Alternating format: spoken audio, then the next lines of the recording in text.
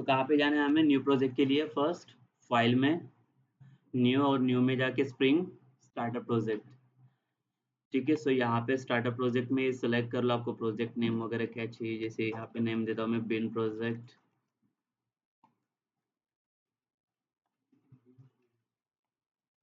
ठीक है, बाकी ग्रुप आईडी वगैरह भी इसे चेंज करने की जरूरत नहीं है एंड ये सब सेम ही रखता हूँ मैं।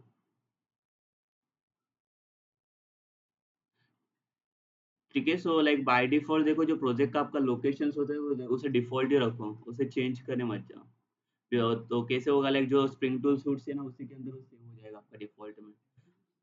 अदरवाइज फिर से कोई फाइल वगैरह डिलीट कर देगा तो प्रॉब्लम हो जाएगा फिर।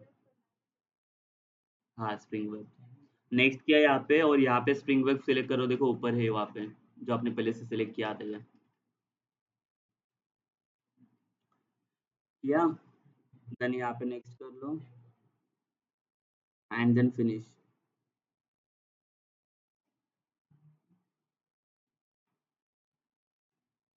ठीक है, नेट ऑन रखो।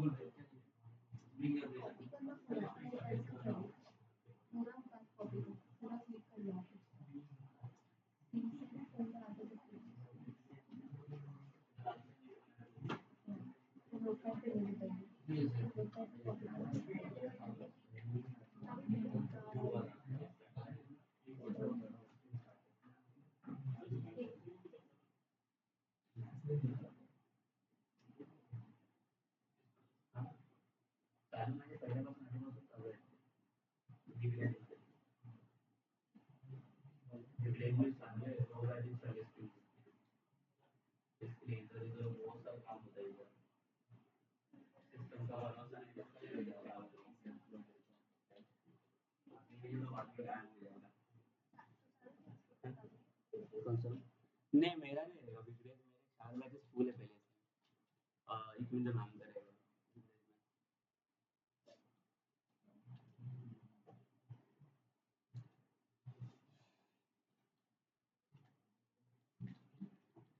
ठीक है,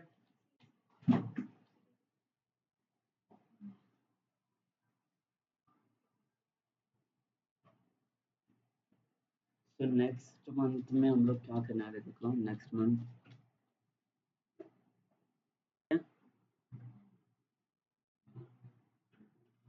हो गया, देखो प्रोसेस कंप्लीट हो गया यहाँ पे। इंटरनेट ऑन रखो, अदरवाइज प्रॉब्लम आएगा आपको, फॉर्म वगैरह फाइल आपका प्रॉपर जनरेट नहीं होगा। ठीक है, कुछ इश्यूज नहीं आना चाहिए। देखो यहाँ पे प्रॉपर चल रहा है प्रोजेक्ट।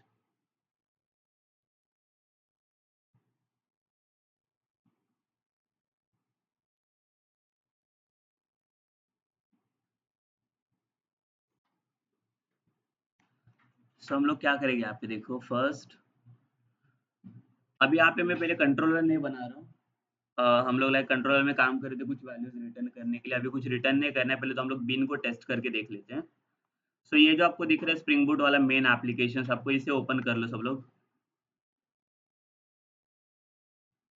मेन वाला एप्लीकेशन, और आपको ये तो पता ही है स्प्रिंग बूट एप्लीकेशन का एनोटेशंस, जिसके अंदर तीन तीन एनोटेशंस ने पहले से सेटअप करके दिया आपको। ठीक है, तो यहाँ पे देखो ये जो आपका एप्लीकेशन दिख रहा है बिन प्रोजेक्ट एप्लीकेशन, ये पहले से बिन लाइक बिन का सेटअप दे रहा है ये आपको। तो ये जो स्प्रिंग एप्लीकेशन है इसके अंदर उसने पहले से बिन सेटअप करके रखा है, तो इसका ऑब्जेक्ट या कंटेनर कैसे बनाएंगे हम लोग फिर। ठीक है, डायरेक्टली तो आपको स्प्रिंग का बिन तो मिलने वाला है नहीं, तो बिन क्रिएट करने के लिए आपको पहले कंटेनर बनाना पड़ेगा। ठीक है, कंटेनर बनाने के लिए कौन सा ऑब्जेक्ट बनाने के लिए बोला मैंने वहाँ पे, कॉन्फ़िगरेबल एप्लीकेशन कंटेक्स्ट, तो इससे आपका वहाँ पे क्या बन जाएगा, बिन का ऑब्जेक्ट क्रिएट हो जाएगा। तो ये जो दिख रहा है मुझे मेन प्रोसेस, ये बिन का ऑब्जेक्ट ही आपका। तो यहाँ पे मैं मुझे किसका ऑब्जेक्ट क्रिएट करना है,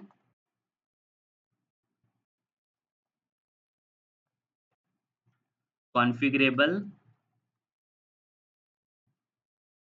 एप्लीकेशन कंटेक्स्ट। ठीक है, इसका ऑब्जेक्ट क्रिएट कर, तो ऑब्जेक्ट का नाम समझो दिया है मैंने कॉन्टेक्स्ट करके, ऐसे कुछ होगा देखो ये। ठीक है, तो यहाँ पे आपको बिन का ऑब्जेक्ट यहाँ पे मिल जाएगा। देन यहाँ पे देखो ये एरर आ रहा है, तो इसको क्या करना पड़ेगा, हमें इंपोर्ट करना पड़ेगा कॉन्फ़िगरेबल एप्लीकेशन कॉन्टेक्स्ट को। तो इसे मैं इंपोर्ट कर लेता हूँ। ठीक है, यहाँ पे देखो ये इंपोर्ट हो चुका है।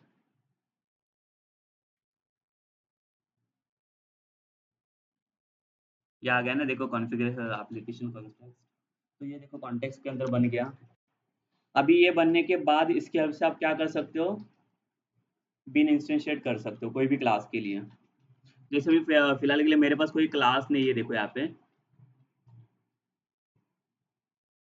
तो मैं क्या करता हूँ, राइट क्लिक करके, पहले तो सब लोग ध्यान दो पहले, उसके बाद इंप्लीमेंट करो। राइट क्लिक करके मैं क्या करता हूँ, एक क्लास फाइल बना देता हूँ यहाँ पे, न्यू क्लास। और क्लास का नाम मैं यहाँ पे देता हूँ सेम, समझो एम्प्लॉय चाहिए आपको, जो चाहिए कोई भी बना सकते हो आप यहाँ पे। मेन भी नहीं चाहिए हमें यहाँ पे। ठीक है, सो यहाँ पे फिनिश कर देता हूँ। अभी एम्प्लॉय के अंदर मुझे क्या क्या डेटा चाहिए, जैसे सिंपल नेम, आईडी और सैलरी ना। सो लाइक स्ट्रिंग में मैं क्या लेता हूँ यहाँ पे, एम्प्लॉय नेम, इंटीजर में क्या रहेगा आपका आईडी, और डबल में आपका जाएगा सैलरी। ठीक है, गेटर सेटर पता है सबको कैसे एक्सेस करते हैं, राइट क्लिक और यहाँ पे सोर्स में to generate getter setter, select all and generate it. हो गया, गेटर सेटर तो बन गया। अब इसके बाद मैं क्या कर रहा हूँ देखो, नीचे एक मैं मेथड बना देता हूँ एक सिंपल टेस्टिंग के लिए, पब्लिक वॉइड डिस्प्ले। ये किसके लिए, चेक करने के लिए कि मेथड मेरा कॉल हो रहा है कि नहीं, बिकॉज ऑब्जेक्ट हम लोग किधर से लेने वाले, बिन से लेने वाले, तो बिन आपको ऑब्जेक्ट इंस्टेंशिएट करके देगा।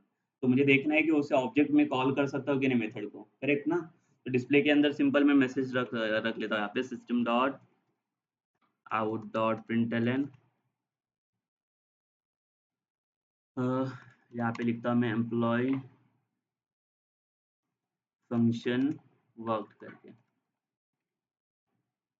ठीक है, सेव कर लेता हूँ। अभी इसका ऑब्जेक्ट मुझे क्रिएट करना है ना, वहाँ पे कहाँ पे ऑब्जेक्ट क्रिएट करना है मुझे, इसके अंदर, ये आपका मेन फंक्शन है। इसके नीचे आता हूँ देखो, ऑब्जेक्ट नॉर्मली हम लोग कैसे बनाते हैं इसके अंदर, अगर नॉर्मल क्लास का ऑब्जेक्ट बना देगा तो इससे होता है employ class name object name is equals to new employ, से कुछ होता है ना। बट मैंने क्या बोला, अभी इसकी हमें जरूरत नहीं है। तो इसके जगह पे हम लोग क्या किसको यूज करें, बीन को यूज कर रहे हैं। तो बीन को यूज करेंगे, देखो बीन आपको कौन प्रोवाइड करके देगा, ये ना, ये कंटेनर देगा जिसके अंदर हम लोग ने पास किया कंटेक्स्ट के अंदर। तो यहाँ पे क्या आएगा, कंटेक्स्ट डॉट, कौन सा फंक्शन आपको कॉल करना है, गेट बिन ना, तो इंस्टेंशिएट द बिन। तो यहाँ पे मैं कॉल कर लेता हूँ, देखो यहाँ पे गेट बिन। बट गेट बिन को बिन क्या कर रहा है, बिन आपको ऑब्जेक्ट इंस्टेंशिएट करने के लिए हेल्प करेगा, बट बिन आपको पूछेगा कि आपको कौन से क्लास के लिए ऑब्जेक्ट बनाना है यहाँ पे। ठीक है, ये जो एम के करके ओबीजे डिफाइन किया, this is not your object ना, ये क्या हो गया आपका, एक रेफरेंस हो गया, एक नॉर्मल वेरिएबल बोल सकता हूं। तो बिन आपको देखो गेट बिन के अंदर कुछ आपको डिफाइन करना है पैरामीटर, वो पूछ रहा है आपको कि कौन से क्लास के लिए आपको ऑब्जेक्ट बनाना है। तो कौन से क्लास का ऑब्जेक्ट चाहिए मुझे, एम्प्लॉय के लिए चाहिए ना। तो एम्प्लॉय का ऑब्जेक्ट डिफाइन करने के लिए देखो यहाँ पे डिफाइन करना पड़ेगा employ dot class file. Because आप जब भी जेआर में लाइक फाइल रन करते हो तो कौन सा फाइल आपका जनरेट होता है, क्लास फाइल से रन करते हो ना। तो जेवीएम ऑलरेडी जनरेटेड फाइल रहेगा यहाँ पे एम्प्लॉय डॉट क्लास। तो इसका मतलब क्या है कि एम्प्लॉय डॉट क्लास फाइल का मुझे एक ऑब्जेक्ट बना के चाहिए, तो बीन आपको बना के दे देगा यहाँ पे ऑब्जेक्ट। अभी बन रहा है कि नहीं कैसे पता चलेगा, तो ये ऑब्जेक्ट से मैं उसके मेथड को कॉल करके देख लेता हूँ, कौन सा मेथड था उसका, डिस्प्ले वाला, करेक्ट ना। तो आना चाहिए मुझे, रिजल्ट क्या मिलना चाहिए यहाँ पे, ये देखो इसमें मैंने डिस्प्ले में एक सिंपल मैसेज रखा है एम्प्लॉय फंक्शन वर्क करके, ये नीचे आना चाहिए ना कंसोल पे। ये वेब पे नहीं आएगा, देखो यहाँ पे कंसोल पे देख लेते हैं इसे। तो इसे मैं रन कर लेता हूँ एप्लीकेशन को।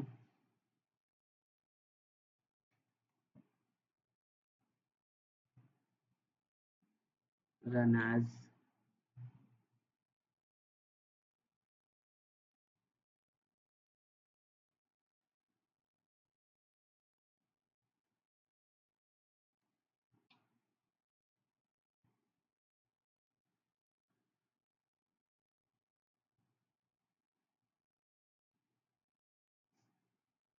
ठीक है, कुछ एरर शो कर रहा है। देखो यहाँ पे क्या बता रहा है, यहाँ पे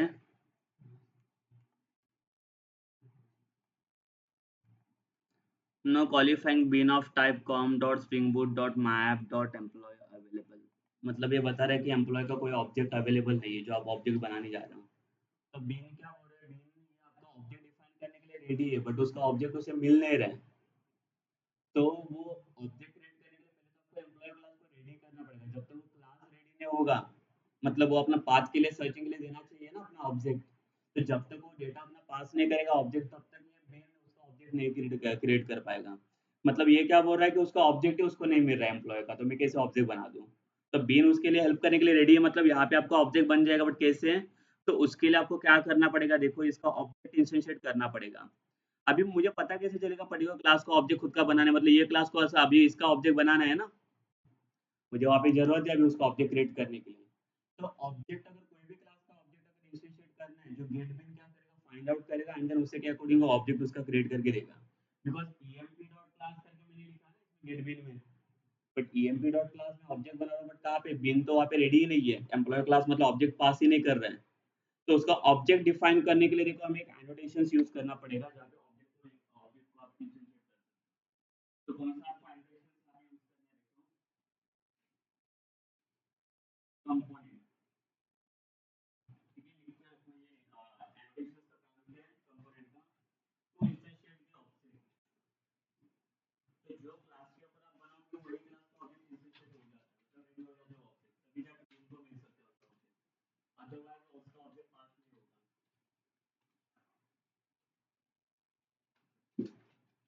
देखो एनोटेशन कंपोनेंट करके लिखे रखो।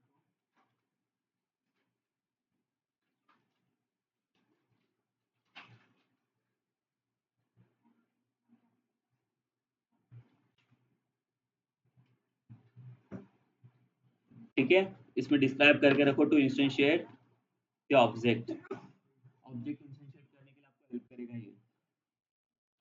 ठीक है, अभी इसका ही एरर आ रहा है, देखो हमें जो एरर लाइक आपका ऑब्जेक्ट नहीं बन पा रहा है यहाँ पे। तो इंस्टेंशिएट करने के लिए यहाँ पे आपका क्लास यहाँ पे परमिशन नहीं दे रहा है, तो बीन उसे एक्सेस नहीं कर पा रहा है। तो कहाँ पे ये एनोटेशंस हमें यूज करना पड़ेगा, ये आपका क्लास है ना यहाँ पे, ये क्लास के ऊपर बराबर देखो एनोटेशन, और यहाँ पे दिया कंपोनेंट, देखो दिख रहा है यहाँ पे org dot spring framework dot stereotype. ये क्या इंपोर्ट मैंने, तो क्या करेगा ये कंपोनेंट एनोटेशंस क्या करेगा, हमें परमिशन देगा, मतलब ऑब्जेक्ट इंस्टेंशिएट हो जाएगा एम्प्लॉय का। तो उसके बाद क्या कर सकते हैं, गेट बिन में जाके इसका ऑब्जेक्ट मिलेगा आपको। ठीक है, अभी देखता हूँ इसको मैं रन करके, ऑब्जेक्ट इंस्टेंशिएट हो चुका है।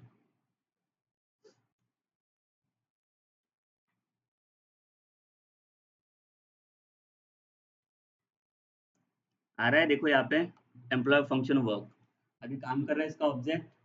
ठीक है, मतलब पर्टिकुलर कोई भी क्लास का ऑब्जेक्ट अगर इंस्टेंशिएट करना है, पहले तो आपको उसको इंस्टेंशिएट करना पड़ेगा, अदरवाइज वो ऑब्जेक्ट आपका एक्सेस नहीं होता है बिन के लिए। तो उसको इंस्टेंशिएट करने के लिए आपको कौन सा कंपोनेंट वाला एनोटेशन यूज करना पड़ेगा यहाँ पे। ठीक है, कोई भी क्लास हो फिर, अभी दूसरा कोई भी एम्प्लॉय के साथ अगर स्टूडेंट भी मैं क्लास बना दूँ, उसका भी ऑब्जेक्ट अगर आपको बनाना है, तो भी उसके लिए भी क्या करना पड़ेगा आपको, कंपोनेंट एनोटेशन पास करना पड़ेगा, तभी जाके वो अपना ऑब्जेक्ट क्या कर सकते हैं, इंस्टेंशिएट कर सकते हैं। इंस्टेंशिएट करना मतलब ऑब्जेक्ट को लोड करना। क्या क्या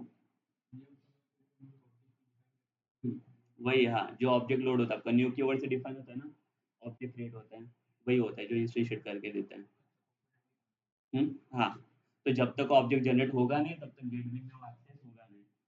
तो आपका एक देखो ये वाला स्टेप बन गया, तो ये आपको करने की जरूरत नहीं है अभी स्प्रिंग बूट में। ठीक है, अगर यही सब करना रहेगा तो स्प्रिंग बूट को यूज करके कुछ फायदा ही नहीं है। तो हम लोग क्या यूज करने जा रहे हैं अभी, स्प्रिंग कंटेनर यूज करने जा रहे हैं, जिसके अंदर ये ऑब्जेक्ट डायरेक्टली मिल रहा है हमें।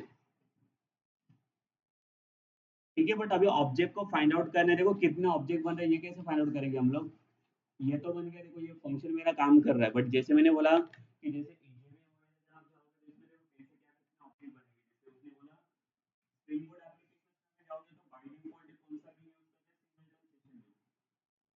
सिंगल टाइम मतलब क्या होता है, सिंगल भी क्रिएट करता है जिसमें मल्टीपल यूजर काम कर सकते हैं। ठीक है, अभी देखो ये टेस्ट करना है मुझे सिंगल टाइम है कि नहीं, कैसे टेस्ट करेंगे हम लोग,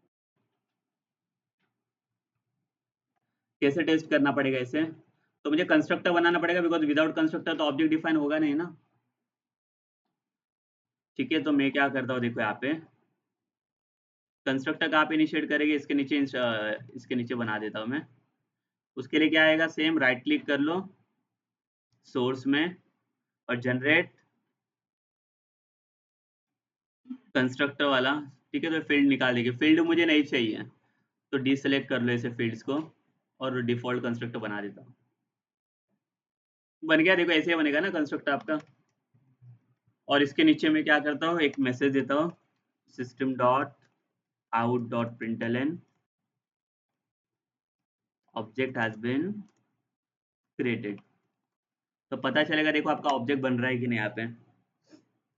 करेक्ट ना, ऐसे बनता है ना कंस्ट्रक्टर आपका, तो पता चलेगा देखो ऑब्जेक्ट तो बना रहे हैं हम लोग बिन के थ्रू, बट ऑब्जेक्ट इंस्टीट्यूट हो रहा है कि नहीं पता कैसे चलेगा, तो ये आपको बता देगा देखो ये कंस्ट्रक्टर। अभी क्या आना चाहिए आउटपुट इसका, बताओ मुझे। ये आएगा object has been created, object तो बन रहा है ना इसका। देखो रन करता है इसे मैं, आ रहा है यहाँ पे देखो ऑब्जेक्ट हैज बीन क्रिएटेड, मतलब ऑब्जेक्ट बन गया। बट अगर सपोज करो मैं क्या करता हूँ, ये आपका मेन एप्लीकेशन है, अगर इसके अंदर जाके इसे अगर कमेंट किया तो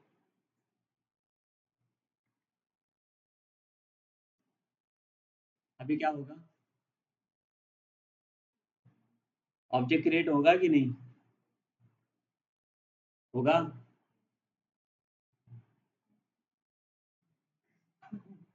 ठीक है, कमेंट तो कर दिया, और कमेंट के बाद क्या होगा, ऑब्जेक्ट क्रिएट होगा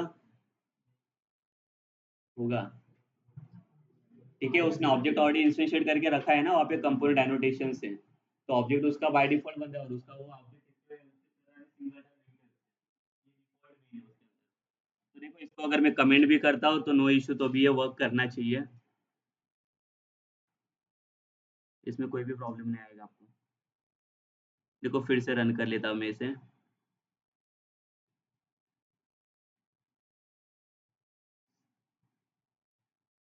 बन रहा है।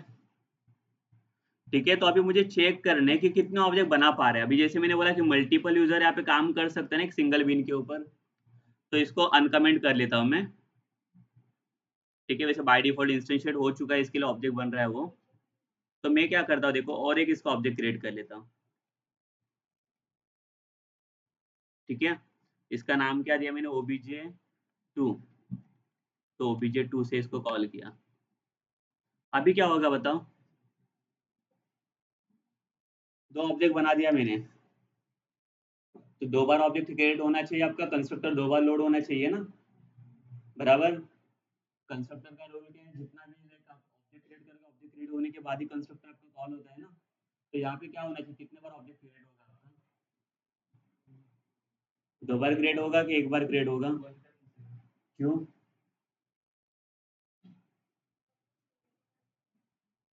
जो कंस्ट्रक्टर आपका कॉल होगा ये कितने टाइम कॉल होगा यहाँ पे, अभी ये वाला मैंने दो दो ऑब्जेक्ट क्रिएट किए ना यहाँ पे। कंस्ट्रक्टर का रूल पता है ना सबको, कंस्ट्रक्टर का भी कॉल होता है जब उसका ऑब्जेक्ट कॉल होने के बाद, तो यहाँ पे दो दो ऑब्जेक्ट कॉल हो रहे हैं, ओबीजे और obj2 वाला।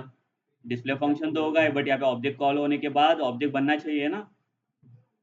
हाँ, एक बनेगा कि दो बनेंगे, क्यों एक क्यों।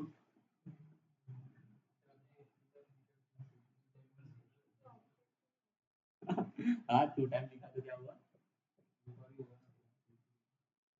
देखो ऑब्जेक्ट अगर मैं दो बार बना रहा हूँ ना, देखो यहाँ पे ये सिर्फ एक ही ऑब्जेक्ट आपको बना के देगा। देखो इसको फिर से रन कर लेता हूँ मैं,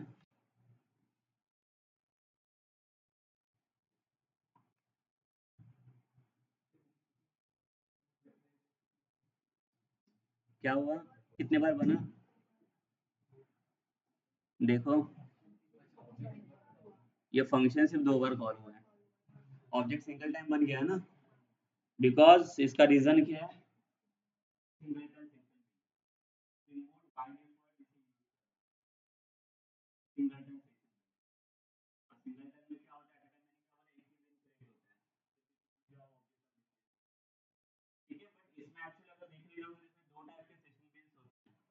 स्प्रिंग बूट में एक बाय डिफॉल्ट है वो कौन सा है सिंगल कितने भी ऑब्जेक्ट बना दो सिर्फ वन टाइम आपको ऑब्जेक्ट इंस्टेंस करेगा, ठीक है। तो इसमें देखो एक जैसे सिंगल टर्न करके आता है, क्रॉस कर दो,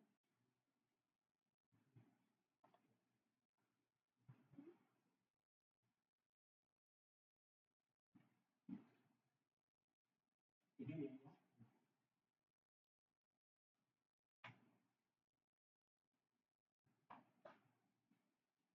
देखो अभी जो ब्रेन आप क्रिएट करोगे तो ब्रेन आपका दो टाइप्स में होता है, जो ब्रेन आपको क्रिएट करेगा। एक तो था आपका कौन सा सिंगल टर्न ना, ये सिंगल टर्न था आपका जो डिफॉल्ट आता है, और एक सेकंड ब्रेन होता है इसका कौन सा, प्रोटोटाइप में। ये प्रोटोटाइप इसके लिए चलता है, स्टेटफुल जो बताया ना मैंने पीछे में, हर एक रिक्वेस्ट के लिए इसका सेपरेट ऑब्जेक्ट क्रिएट करके देगा आपको। फिर जहाँ पे दो ऑब्जेक्ट अगर बनाओगे तो आप ये दो ऑब्जेक्ट को इंस्टेंशिएट करेगा वहाँ पे। पर इसको इंसान कैसे करेंगे, मुझे बोला अगर प्रोटोटाइप भी बनाना रहेगा तो ये बाय डिफॉल्ट जो मिल रहा है मुझे सिंगल टर्न वाला, मुझे चेंज करना है, सिंगल टर्न नहीं चाहिए मुझे, प्रोटोटाइप चाहिए। तो प्रोटोटाइप क्या रहेगा, हर एक यूजर के लिए हर एक सेपरेट रिक्वेस्ट वहाँ पे पास करेगा। जो सिंगल टर्न नहीं करेगा, सिंगल टर्न एक ही मेल के ऊपर मल्टीपल रिक्वेस्ट पास करना है जितने के उतने। तो प्रोटोटाइप को डिफाइन कैसे करेंगे देखो, तो कोई भी बिन को डिफाइन करने के लिए आप हम लोग एनोटेशन यूज करेंगे, स्कोप एनोटेशन लिख के रखो एक एनोटेशन, ठीक है। इसमें आप डिफाइन कर सकते हो कौन सा बिन आपको पास करना है, सिंगल टर्न को पास करने की जरूरत नहीं, डिफॉल्ट है, बट प्रोटोटाइप अगर यूज करना है आपको तो पास करना पड़ेगा, ठीक है। स्कोप एनोटेशन लिख के रखो नोट करके इसमें। स्कोप इसका यूज क्या होता है, define the bean name or to define the scope of the bean.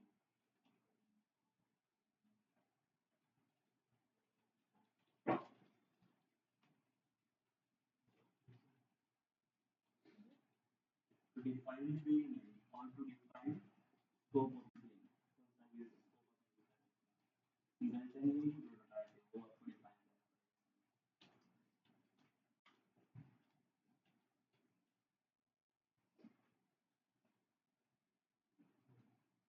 ठीक है,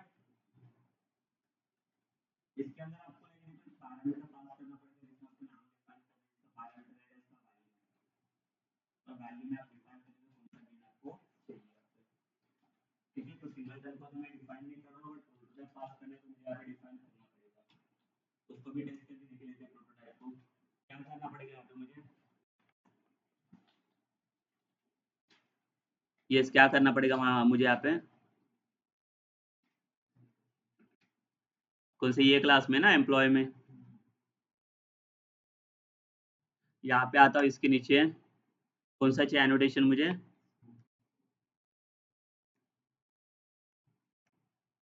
ठीक है। स्कोप एनोटेशन देखो यहाँ पे ये इंपोर्ट भी हो चुका है, और इसके अंदर मुझे क्या डिफाइन करना है, इसका वैल्यू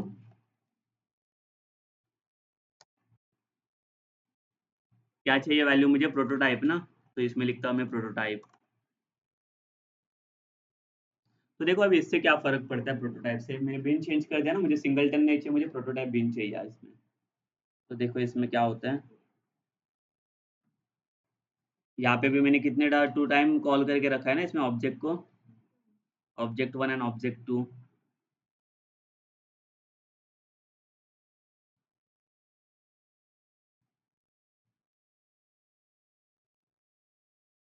दिख रहा है, दो बार ऑब्जेक्ट कॉल हो गया, ठीक है। बिकॉज दो ऑब्जेक्ट पास करोगे, थर्ड भी पास करोगे तो भी थर्ड वाला भी ऑब्जेक्ट पास होगा, तो जितने नंबर ऑफ यूजर्स पास करेंगे उतने नंबर ऑफ रिक्वेस्ट भी ये पास करके देगा आपको प्रोटोटाइप में।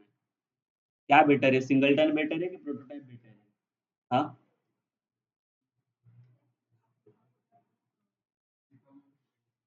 सिंगलटन मतलब कैसे होता है पता है, सिंगल विन पे मतलब सिंगलटन एप्लीकेशन कैसे होते हैं, जो एक स्टैंडअलोन एप्लीकेशन पता है ना सबको, स्टैंडअलोन एप्लीकेशन मतलब क्या होते हैं,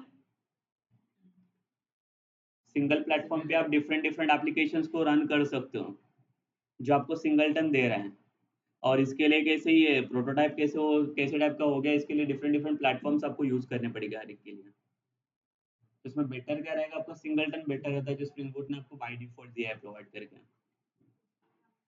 समझा। तो हर एक के लिए सेपरेट सेपरेट ऑब्जेक्ट थोड़ी बनाने बैठेंगे हम लोग, एक ही बिन के अंदर पूरा काम होना चाहिए मेरा, सबके लिए मैं हर का ऑब्जेक्ट अलग अलग इंस्टेंशिएट नहीं करने बैठूंगा यहाँ पे। समझा? ये देखो यहाँ पे 2 बार ऑब्जेक्ट आपका कॉल हो गया जो प्रोटोटाइप आपको दे रहा है। डिफरेंस समझा दोनों में क्या है सिंगलटन और प्रोटोटाइप में?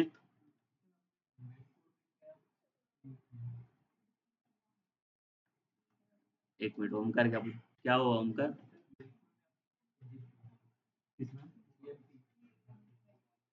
कुछ नहीं कंटेनर बना दिया मैंने ये पहले, ये कंटेनर और कंटेनर के अंदर मैंने बिन को एक्सेस किया।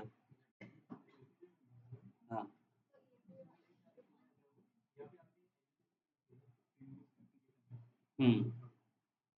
कौन सा ये एनोटेशन मैंने यूज नहीं किया, बाय डिफॉल्ट आता है ना आपका स्टार्टर एप्लीकेशन वाला, स्प्रिंग बूट स्टार्टर में आ जाता है वो। ये नहीं इसमें मैंने कुछ नहीं किया, सिर्फ ये कंटेनर बना दिया और बिन को एक्सेस किया बस। बाकी मेन काम तो अभी एम्प्लॉय कर रहा है आप क्लास का ही काम।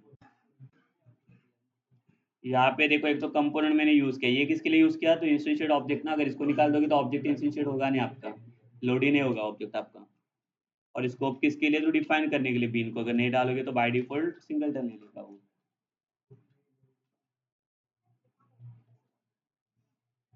ठीक है तो सिंगलटन और प्रोटोटाइप में डिफरेंस क्या है कि सिंगलटन क्या करेगा एट टाइम सिर्फ सिंगल बिन यूज करेगा और सिंगल बिन में मल्टीपल ऑब्जेक्ट आप पास कर सकते हो। कौन सा?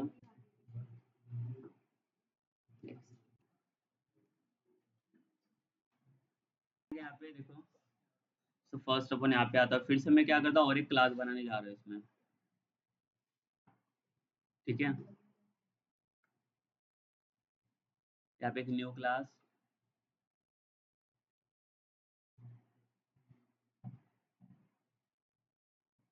ठीक है। अभी इसमें ये क्लास में मैं क्या बनाएगा, क्लास का नाम मैंने दिया समझो यहाँ पे मैनेजर। ठीक है एम्प्लॉय है ना, तो एम्प्लॉय को मैनेजर चाहिए ना। वो भी बना दिया मैनेजर। ठीक है बना दिया क्लास, इसे फिनिश करो। सो मैनेजर के लिए क्या क्या प्रॉपर्टीज चाहिए हमें, मैनेजर नेम और मैनेजर आईडी, उसका भी आईडी रहेगा ना, और मैनेजर का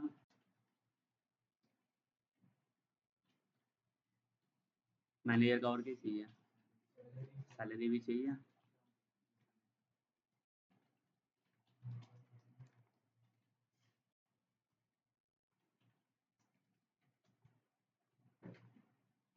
ठीक है देन सेम थिंग आपको क्या करना है यहाँ पे, getter setter, generate getter setter में आ गया, सेलेक्ट ऑल करो यहाँ पे and generate,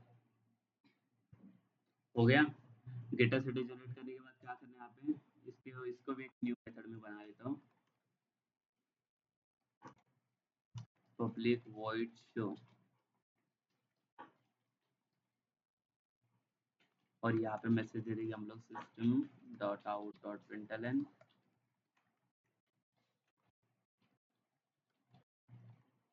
manager function work.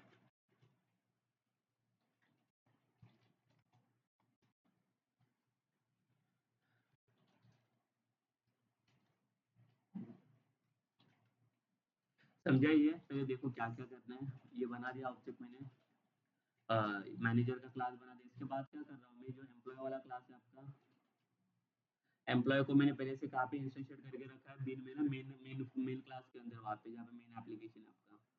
तो यहाँ पे क्या कर रहा हूँ, एम्प्लॉय के अंदर मैं मैनेजर का ऑब्जेक्ट बना रहा हूँ। मैं फिर से बिन ऑब्जेक्ट क्रिएट करने नहीं जाऊंगा, मैंने क्या बोला बिन आपका सिर्फ एक ही रहेगा ना सिंगल बिन, और जहाँ पे मल्टीपल ऑब्जेक्ट आपके क्या करेगा यहाँ पे इंस्टेंशिएट करके देगा ये। ठीक है तो यहाँ पे किसका ऑब्जेक्ट बना रहा हूँ मैं,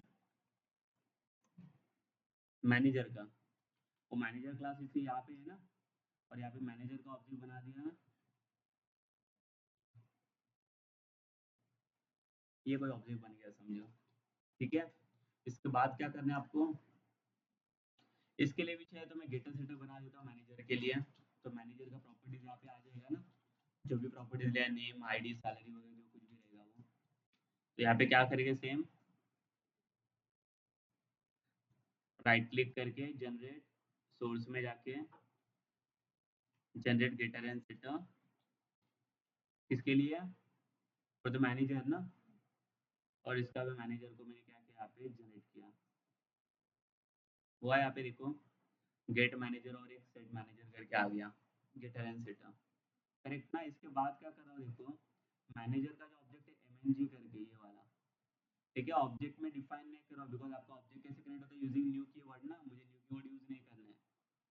तो यहाँ पे मैं क्या करूँगा, पहले तो ये जो डिस्प्ले फंक्शन है मेरा, इसी के अंदर मैं उसे कॉल कर लेता हूँ। उसका ऑब्जेक्ट का नाम क्या, मैनेजर का mng ना, डॉट कौन सा फंक्शन है उसके पास,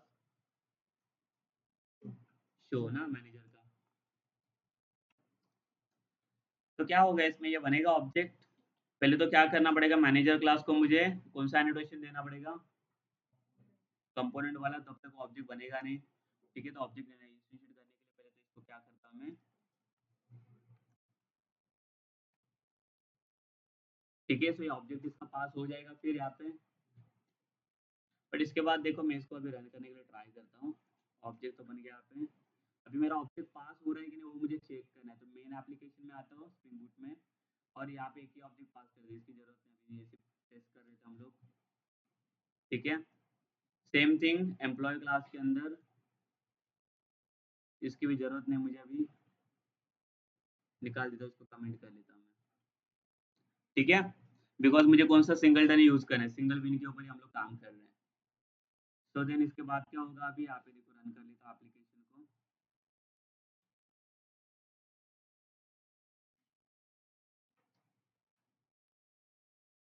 देखो ऑब्जेक्ट तो मैंने इंस्टीट्यूट कर दिया है,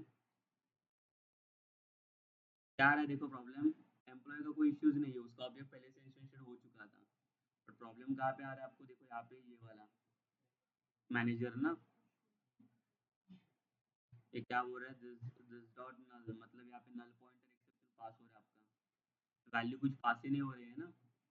तो ये बोल रहा है कि आपका जो इसका मैनेजर वाला ऑब्जेक्ट है वो एम्प्लॉय के साथ इंजेक्ट नहीं हो रहा है। एक्चुअली कैसे क्या किया था, बिकॉज इसको मैंने बीन को एक्सेस किया ही नहीं है ना, बीन किसे एक्सेस किया हम लोगों ने, एम्प्लॉय को। तो एम्प्लॉय को किससे इंजेक्ट करना पड़ेगा मुझे, मैनेजर को एम्प्लॉय के साथ इंजेक्ट करना पड़ेगा। तो देखो लाइक यहाँ पे डिपेंडेंसी इंजेक्शंस करके आते हैं, जिसके थ्रू आप क्या कर सकते हो, मैनेजर को एम्प्लॉय के साथ इंजेक्ट कर सकते हो। मतलब अभी देखो एक्चुअली अगर यहाँ पे देखा जाए एम्प्लॉय के अंदर किसका ऑब्जेक्ट बना दिया मैंने, मैनेजर का। इसका मतलब क्या हो गया कि एम्प्लॉय कौन से क्लास के ऊपर डिपेंड है, अभी मैनेजर के ऊपर डिपेंड है, बराबर ना।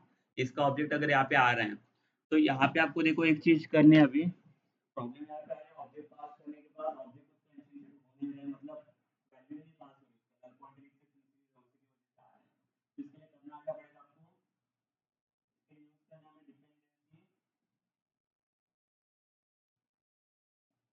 डिपेंडेंसी इंजेक्शन यूज करना है, डिपेंडेंसी इंजेक्शन। डिपेंडेंसी इंजेक्शन क्या होता है, एक क्लास को दूसरे क्लास के साथ इंजेक्ट करना, ठीक है।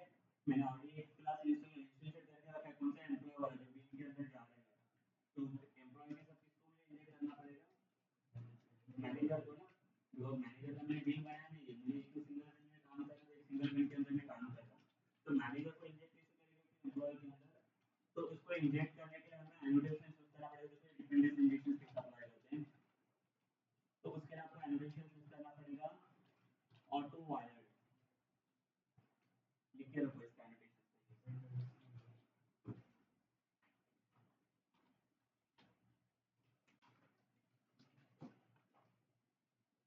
ठीक है। तो बेसिकली एम्प्लॉय किसके लिए सर्च करेंगे, एम्प्लॉय के अंदर उसका फंक्शन है ना मैनेजर का, तो एम्प्लॉय मैनेजर का ऑब्जेक्ट के लिए सर्च कर रहा है, तो ऑब्जेक्ट कैसे डिफाइन होगा उसका, ऑटो वायर्ड से उसको इंजेक्ट करना पड़ेगा क्लास के साथ,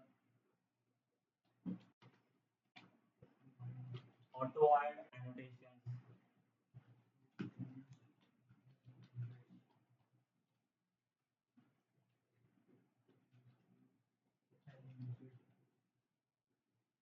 ठीक है, इसमें सिंपल डिफाइन करके रखो, it is use for, it is use for automatic dependency injection, किसमें, ऑटो वायर्ड में, it is use for automatic dependency injection.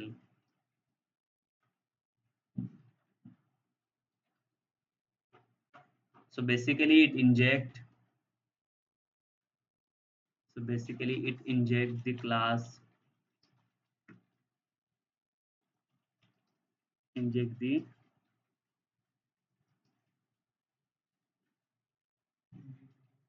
Class dependency.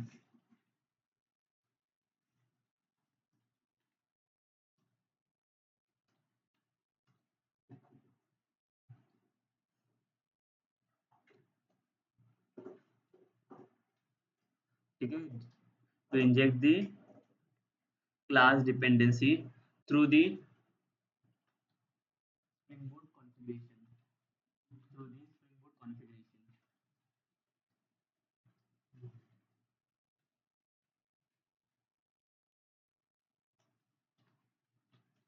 ठीक है, तो देखो दो अलग अलग क्लास है जो इसका कॉन्फ़िगरेशन मेक होगा। तो इसके लिए हमने एप्लीकेशन लगेगी अभी आपके ऑटो वाइड।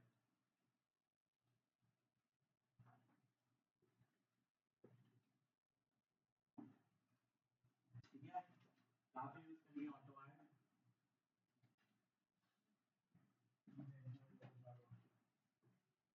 किसमें? देखो ये मैनेजर का ऑब्जेक्ट तो बन गया ना, यहाँ पे इंस्टीट्यूट का कंपोनेंट आ गया, इसका मतलब ऑब्जेक्ट इंस्टीट्यूट हो गया। इसके बाद अभी एम्प्लॉय में देखो ये आ रहा है ना मैनेजर, इधर इसको मुझे इंजेक्ट करने जाना है। इसको इंजेक्ट करने के लिए इसके ऊपर मैं कौन सा एनोटेशन यूज करने जा रहा हूँ यहाँ पे? Auto wide. ठीक है, देखो इसे इंपोर्ट कर लिया। इसके बाद चेक करके देखना ये इंजेक्ट हो रहा है कि नहीं। अभी तो ऐसे डिपेंडेंसी इंजेक्शन लगा दिया आपने, जिसके थ्रू एक क्लास में दूसरे क्लास के साथ इंजेक्ट करने जा रहा हूँ।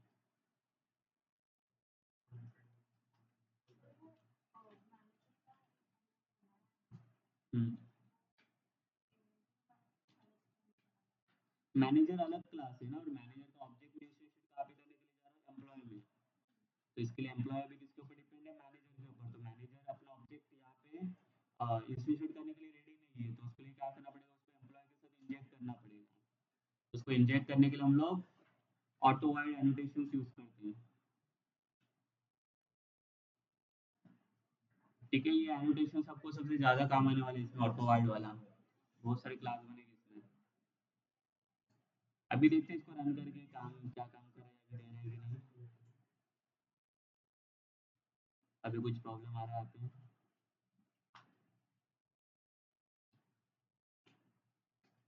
हो रहा है कॉल अभी। Employ also work and manager also work, दोनों भी काम कर रहे हैं अभी इसमें। ये समझा सबको ये? देखो एनोटेशन कैसे क्या काम आ रहा है यहाँ पे। विदाउट एनोटेशन यहाँ पे कुछ होगा? स्प्रिंग बूट में हर एक सारी चीजें उसने एनोटेशन से डिफाइन करके रखी है।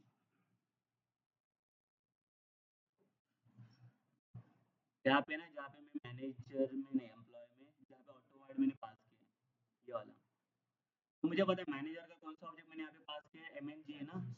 चलो मुझे एमएनजी नहीं पास करना है, इसकी जगह पे कोई दूसरा ऑब्जेक्ट पास करना है। मतलब जब ये मेरा एप्लीकेशन रन होगा एट रन टाइम, मुझे कोई दूसरा ऑब्जेक्ट यहाँ पे पास करना है। कंपाइल टाइम पे ये जाएगा ना अपना एमएनजी, पर जब एप्लीकेशन रन होगा तो रन टाइम पे मुझे कोई दूसरा ऑब्जेक्ट पास करना है, तो मैं क्वालिफायर से क्या कर सकता हूँ? रन टाइम ऑब्जेक्ट इसका चेंज कर सकता हूँ। कैसे? तो उसके नीचे देखो ऑटो वर्ड के नीचे मैं यूज कर लेता हूँ @qualifier। ठीक है, और क्वालिफायर के ब्रैकेट में आपको ऑब्जेक्ट का नाम डिफाइन करना है कौन सा चाहिए। तो मुझे एमएनजी नहीं चाहिए, मुझे चाहिए माय मैनेजर, या तो एमएनजी ऑब्जेक्ट। ये ऑब्जेक्ट मुझे चाहिए। ठीक है, मुझे एमएनजी को पास नहीं करना है, उसकी जगह पे मुझे ये वाला ऑब्जेक्ट पास करना है रन टाइम पे। एमएनजी ऑब्जेक्ट कुछ भी पास करने वाला है, यहाँ पे आपका ऑब्जेक्ट रहेगा, आपको जो पास करना रहेगा तो। ठीक है, बट ये ऑब्जेक्ट पास कहाँ से हो रहा है? आपका कंपोनेंट से ना। ऑब्जेक्ट ये कौन बना के दे रहा है? आपका मैनेजर बना के दे रहा है। कहाँ से? यहाँ से। ये वाला है ना, यहाँ से कंपोनेंट से बन रहा है आपका ऑब्जेक्ट। तो इसके अंदर क्या करना पड़ेगा? आपको ऑब्जेक्ट डिफाइन करना पड़ेगा। कौन सा ऑब्जेक्ट इसने बना दिया है?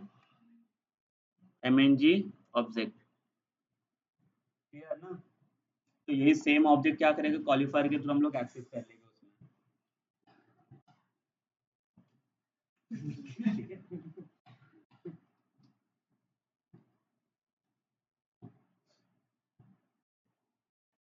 क्लियर? तो अभी क्या होगा इसमें चेंजेस? एरर आएगा।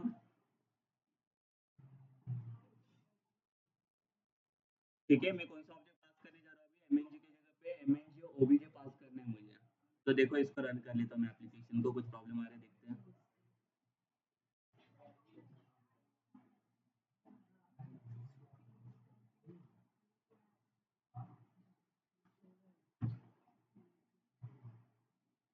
हो रहा है, काम कर रहा है ये, ठीक है, तो प्रॉपर काम कर रहा है, इसका मतलब कोई प्रॉब्लम नहीं है इसमें, ठीक है।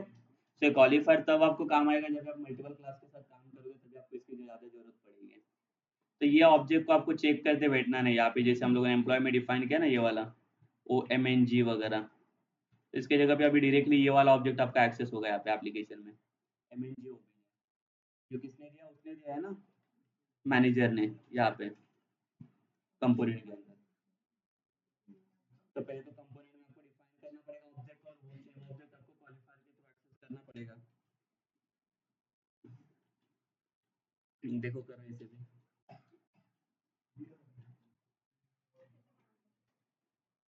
ठीक है। सो क्या करता हूँ यहाँ पे फाइल में जाके same new spring starter project,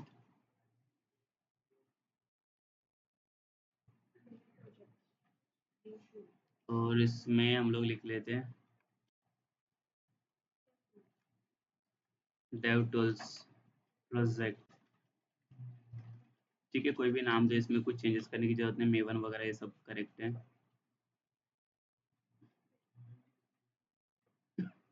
next किया, नेक्स्ट के अंदर आपको पहले तो ये स्प्रिंग वेब चाहिए स्टार्टर के लिए, और यहाँ पे डेव टूल सर्च कर लो, देखो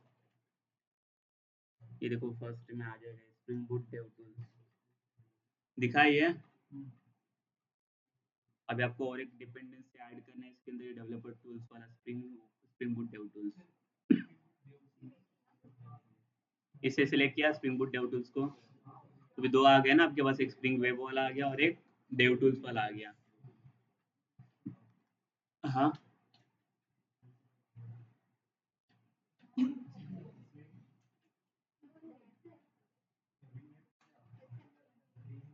अरे क्या किया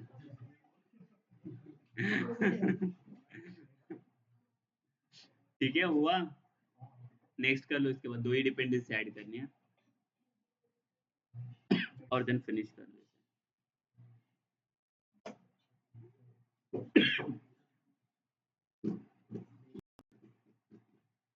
ये होने के बाद क्या करो, सिंपल आपका जेएसपी फाइल पता है ना कैसे बनाते हैं हम लोग, एक जेएसपी फाइल बना दो इसके अंदर, ये प्रोजेक्ट में। देखो ये प्रोजेक्ट क्रिएट होने के बाद यहाँ पे कोई ऐसा कुछ नाम आ रहा है, देखो यहाँ पे बूट भी आ रहा है, और यहाँ पे डेव टूल्स करके भी इंजेक्ट हो गया यहाँ पे, ठीक है। मतलब अभी आपका प्रोजेक्ट डेवलपर टूल्स के लिए भी काम करेगा, सेम सेम सेम जेएसपी वाला पता है ना सबको, लास्ट टाइम बनाया था हम लोगों ने पहले से, लास्ट टाइम देखा था ना जेएसपी कैसे ऐड करते हैं वेब ऐप। हाँ, वो बनाया तो भी चलेगा, तो बाय डिफॉल्ट जेएसपी को लोड किया तो भी चलेगा।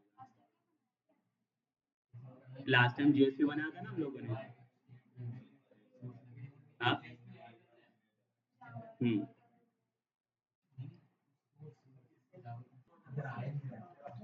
देखो अगर डिलीट हुआ रहेगा वो इक्लिप्स मार्केट प्लेस वाला, तो वो कहाँ से मिलेगा आपको, हेल्प में जाके, और आपको इसमें क्या सर्च करना है,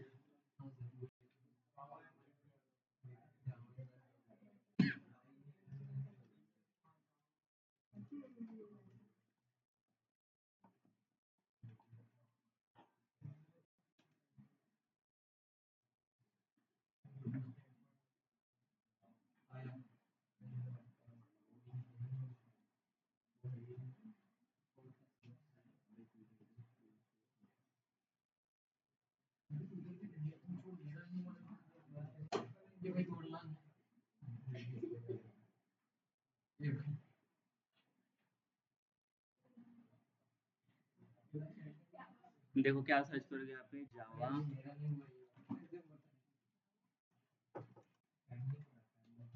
एंड वेब डेवलपर करके,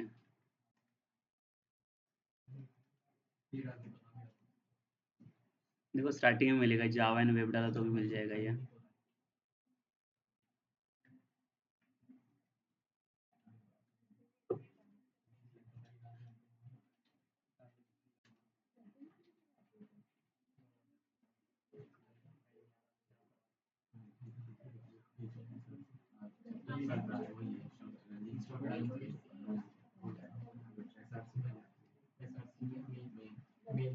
ये वाला, ये दिख रहा है है, ये वाला इंस्टॉल करना है, enterprise Java and web developers tool. जिसने किया हुआ है पहले फिर से अभी इंस्टॉल मत करो इसे, ये वो इंस्टॉल है पहले से।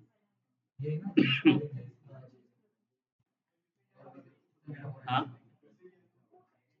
अरे बट जरूरी नहीं है ना, इंस्टॉल ही है पहले से वो।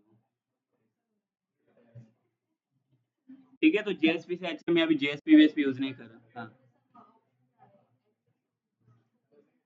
हाँ, एक्सेप्ट कर लो सब, कंफर्म कंफर्म, ठीक भी कुछ नहीं करो, कंफर्म कर लो नीचे से, एक्सेप्ट कर लो डायरेक्ट।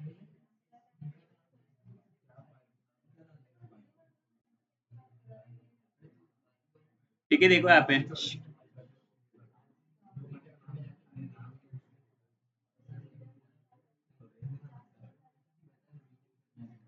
ये देखो यहाँ पे जेएसपी बेएसपी रहने दो अभी, मैं डायरेक्टली तब तक ये वेब कंट्रोल के अंदर काम कर लेता हूँ अपना कंट्रोलर फाइल में। कंट्रोल फाइल कहाँ पे बनाते हैं हम लोग, उसको तो टेस्ट कर लेते पहले, यहाँ पे बनाते हैं ना हम लोग, कंट्रोल फाइल यहाँ पे रहता है आपका। ठीक है, इसका नाम दिया टेस्ट कंट्रोलर, कोई भी नाम दे सकते हो आप।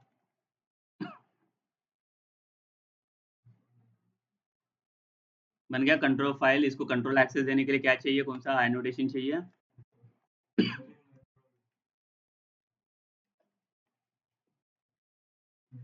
हो गया, इसके अंदर क्या कर देते हैं हम लोग, मेथड बना देते हैं, पब्लिक स्ट्रिंग, और मेथड का नाम देते हैं कुछ नॉर्मल जो होम बीम दिया था हम लोग लास्ट टाइम। और यहाँ पे क्या करना पड़ेगा आपको, रिटर्न करना पड़ेगा कुछ वैल्यू, बराबर ना। रिटर्न में सो बेसिकली क्या करता हूँ, सिंपल में यहाँ पे कुछ कर लेता हूँ, देखो इंटीजर में 3 वेरिएबल लेता हूँ, सिंपल जावा एप्लीकेशन आपका, ए में एक वैल्यू लिया, बी में एक वैल्यू लिया 3, ठीक है। और यहाँ पे मैं लिखता हूँ एडिशन इज प्लस, किसको डिस्प्ले करना हमें, ए प्लस बी ना। तो कहाँ पे वैल्यू रिटर्न होना चाहिए, जहाँ पे, इसके लिए आपको क्या लगेगा, ऊपर यूआरएल डिफाइन करना पड़ेगा ना। यूआरएल कैसे डिफाइन करते हैं इसमें, रिक्वेस्ट मैपिंग ना, इसके लिए एनोटेशन आएगा आपका, रिक्वेस्ट मैपिंग, यूआरएल डिफाइन कर लो।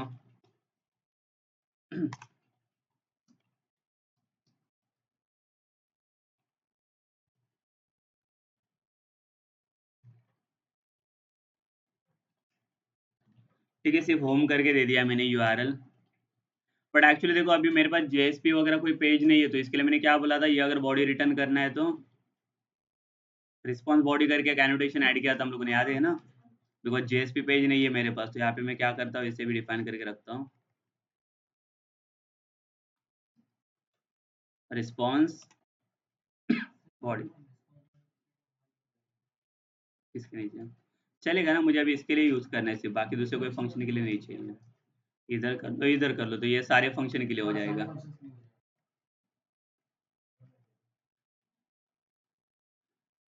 ठीक है, तो ये रिटर्न होना चाहिए ना, ये आना चाहिए एडिशन इज, और ये समथिंग एडिशन आना चाहिए इसका।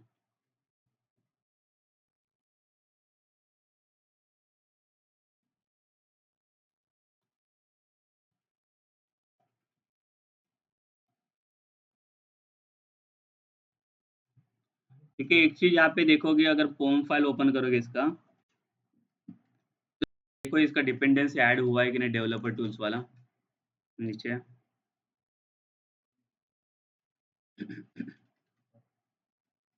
यही है ना, spring boot dev tools, scope run time पे दिया, और यहाँ पे ऑप्शनल करके ट्रू रखा है, इसने एक्सेस करके दिया है।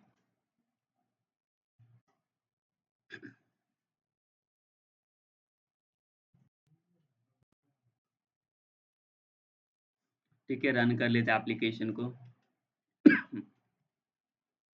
पहले ध्यान दो, उसके बाद इम्प्लीमेंट करो ना, पहले देखो क्या हो रहा है उसमें एप्लीकेशन में, उसके बाद रन करने के लिए जाओ।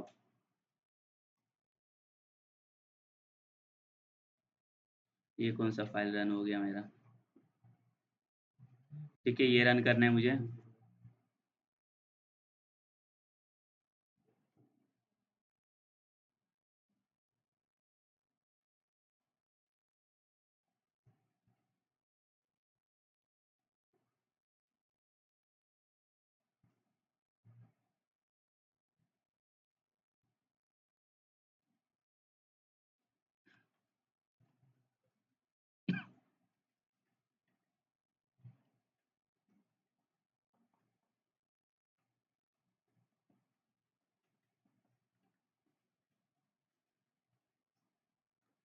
ठीक है, आ गया ये देखो कहाँ पे लॉन्च हो गया ये 8080 पे सेम। ठीक है, चाहे तो यहाँ पे मैसेज दे के रखो तो पता चल जाएगा, एक्नॉलेज मिल जाएगा। सिस्टम डॉट आउट डॉट प्रिंटल है ना, एप्लीकेशन स्टार्टेड। ठीक है, देखो यहाँ पे अभी एक चीज़ देखो, ध्यान दो, इसे रन कर लेता हूँ, देखो एप्लीकेशन को। ये सब लोग ध्यान दो, पहले देखो ये प्रोजेक्ट कैसे काम कर रहा है वो। डेवलपर टूल्स ऐड किया तो उसके बाद क्या होता है वो चेक करना है हमें। एप्लीकेशन स्टार्टेड आ गया, मैं यहाँ पे इसे टेस्ट करने के लिए जाता हूँ। लोकल होस्ट 8080 ना, और यूआरएल नेम क्या है मेरा यहाँ पे आ गया, यहाँ पे एडिशन इज 5। ठीक है, अभी मैंने क्या बोला, अगर मैं डेवलपर टूल्स को ऐड करता तो मुझे फिर से रिस्टार्ट करने की जरूरत नहीं सर्वर को। मैं यहाँ पे कुछ चेंजेस करके देख लेता हूँ मेरे टेस्ट कंट्रोलर में। ठीक है, यहाँ पे मैंने क्या किया समझो, इसका वैल्यू चेंज किया, बी का वैल्यू दिया 12 और ए का वैल्यू दिया 34। देखो जैसे मैं सेव करता हूँ तो कुछ चेंजेस हो रहा है कि नहीं वो चेक करना है मुझे। यहाँ पे फाइल को सेव करता हूँ कंट्रोल एस करके, हो रहा है नीचे देखो ऑटो रिस्टार्ट हो रहा है ये। मैंने कुछ नहीं किया इसको, अभी आके इसको सिर्फ मैं रिफ्रेश कर लेता हूँ। समझा, ये फर्स्ट प्रोजेक्ट में नहीं हो रहा था आपका, जो नॉर्मल स्प्रिंग बूट प्रोजेक्ट था उसमें। तो इससे फायदा है कि नहीं हमें, है ना, इतना टाइम तो सेव हो जाएगा अपना, बार बार आपको स्टार्ट करने की जरूरत नहीं पड़ेगी। सिर्फ आपको जो कुछ भी रहेगा चेंजेस करना रहेगा, आप सेव करते जाओ तो आके चेंजेस आपको दिखेगी यहाँ पे। कुछ भी देखो यहाँ पे इसमें एडिशन ऐड किया, सेव किया, ये ऑटो स्टार्ट हो जाएगा सर्वर। रिफ्रेश कर लो जाके इसे। ठीक है, आप चाहे तो जेएसपी पेज को लोड करके देखो, इसमें टेस्ट करो जेएसपी पेजेस को। ठीक है, मैंने जेएसपी पेजेस नहीं डाले, इसके लिए फिर से जास्पर आपको डिपेंडेंसी ऐड करनी पड़ेगी।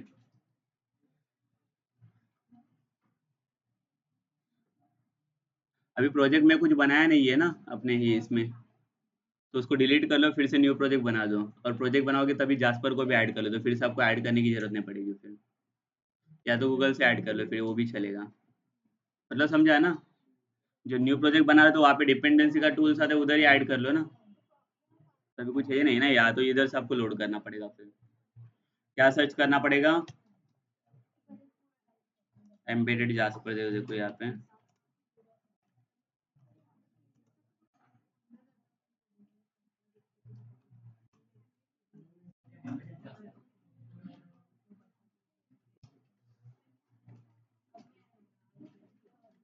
आ गया ना, कौन सा वाला याद है इसमें हम लोगों ने,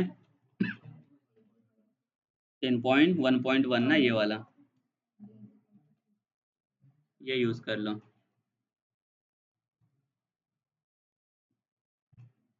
ठीक है, हाँ।